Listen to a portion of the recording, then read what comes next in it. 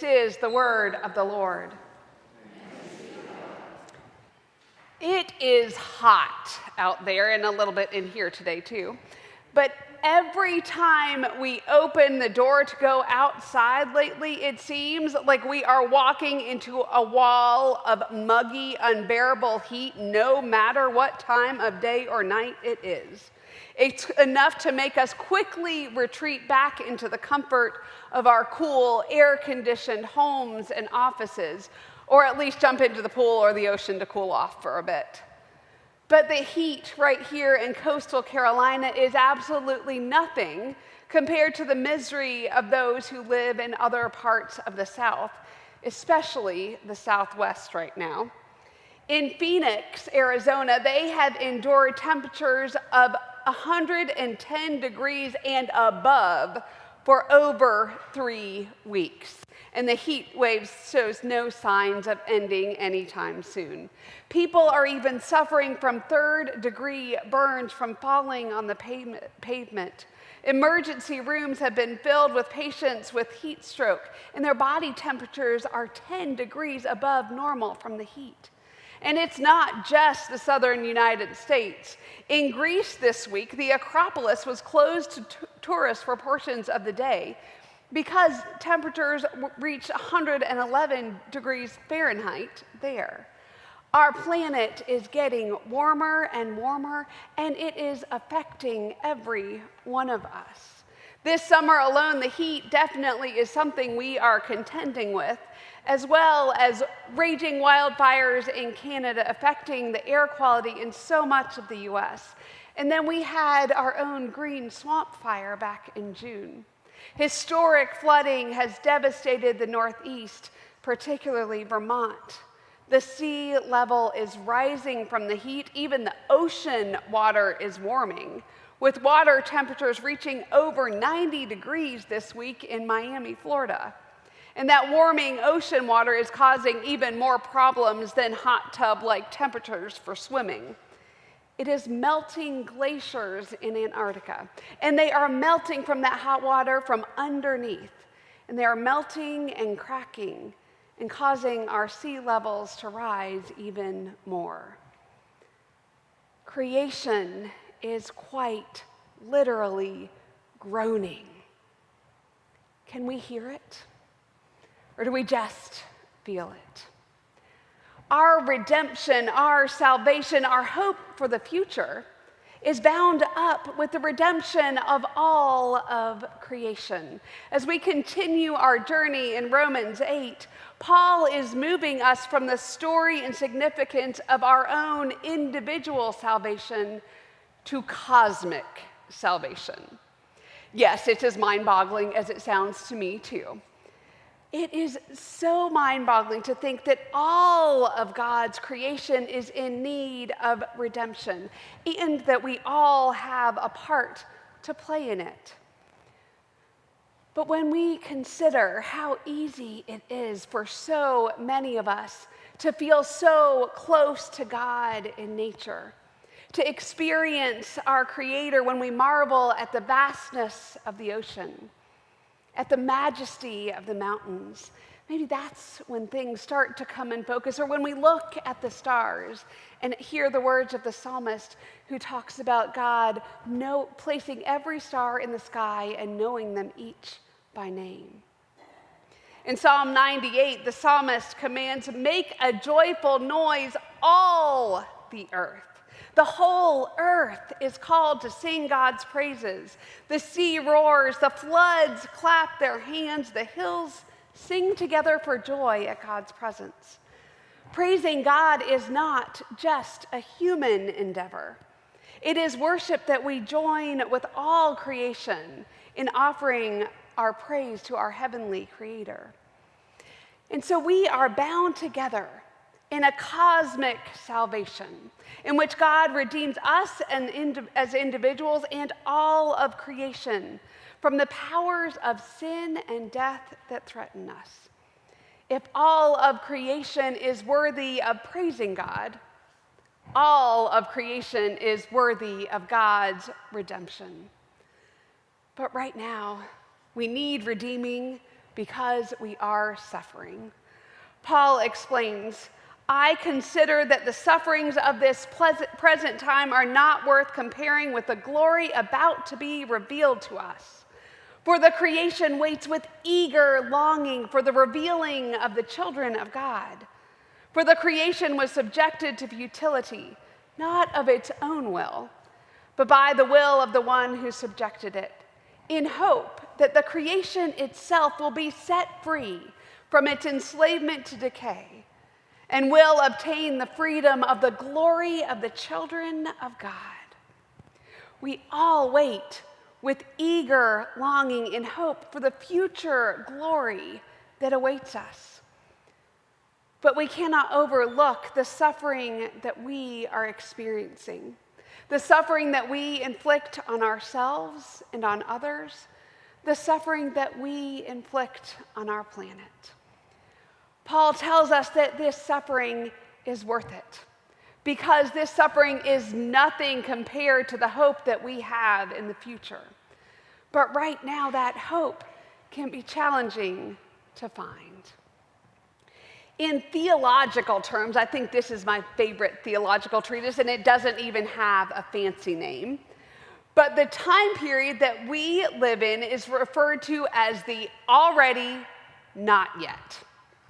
Jesus Christ has already come into the world to teach us how to live, how to love, to show us how to fully live life in the Spirit.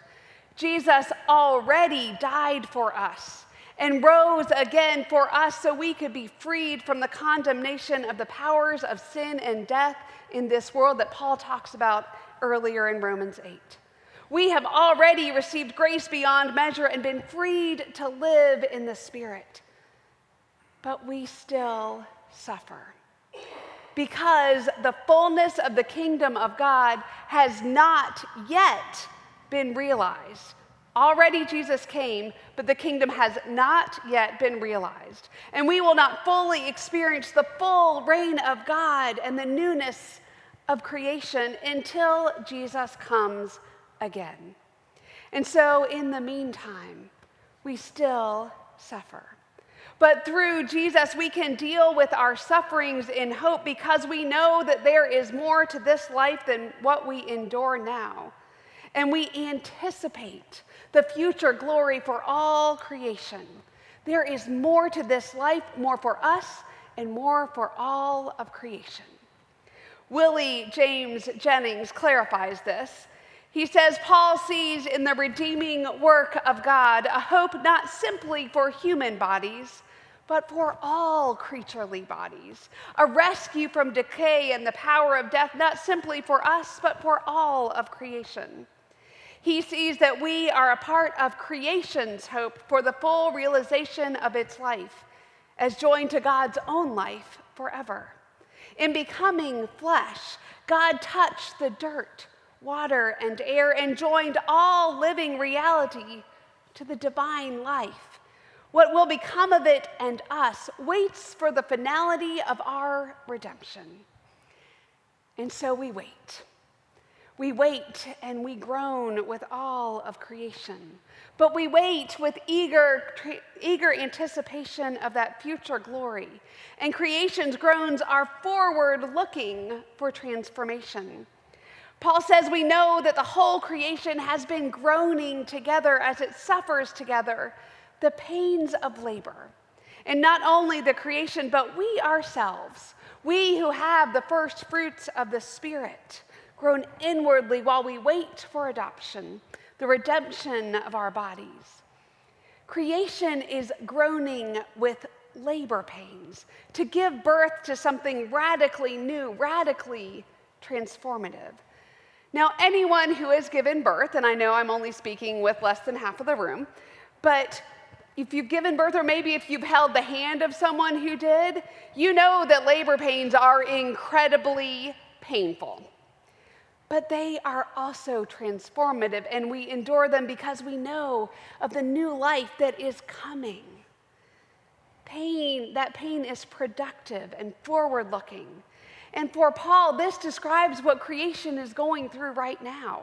The whole of all creation is going through the painful process of cosmic transformation that will give way, that will give birth one day to a glorious new heaven and new earth, when suffering gives way to splendor and glory. So in the meantime, we hope. Even as we deal with heat waves and rising sea levels, there is hope for creation and there is hope for all of us when we live life in the Spirit. Creation is still groaning for liberation and for completion, and so are we, because we know the final victory belongs to God and not to suffering and death. But we're not there yet, and so we hope. We can hope because, as Paul says, for in hope we were saved. Now, hope that is seen is not hope, for who hopes for what one already sees? But if we hope for what we do not see, we wait for it with patience.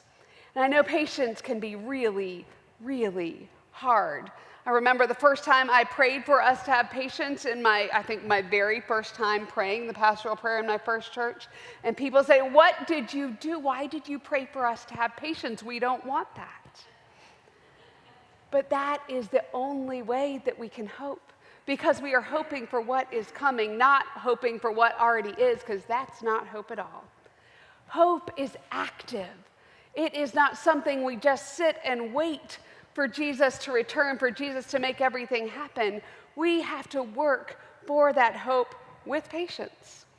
Empowered by the Spirit and in hope of the future glory God has prepared for us in Jesus, we work for the redemption of all of creation.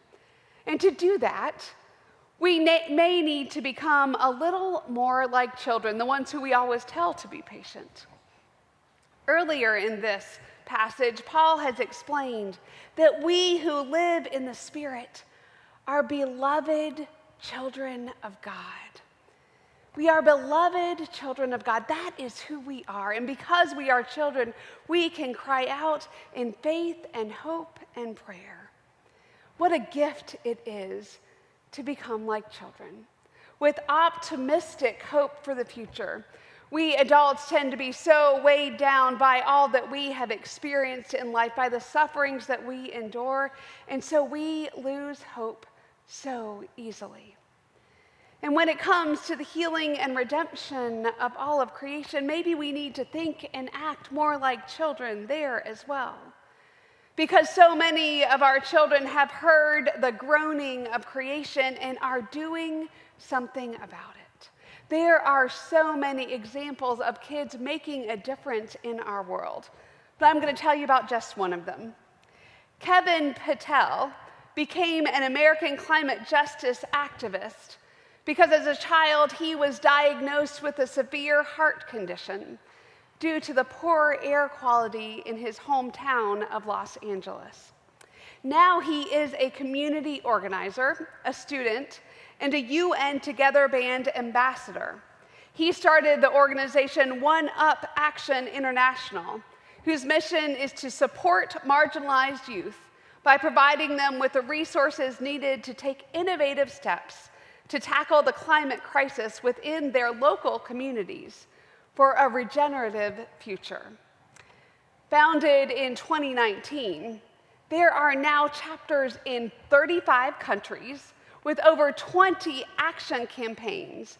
Over 5,000 trees have been planted, and over 50,000 people have been reached, all by young people.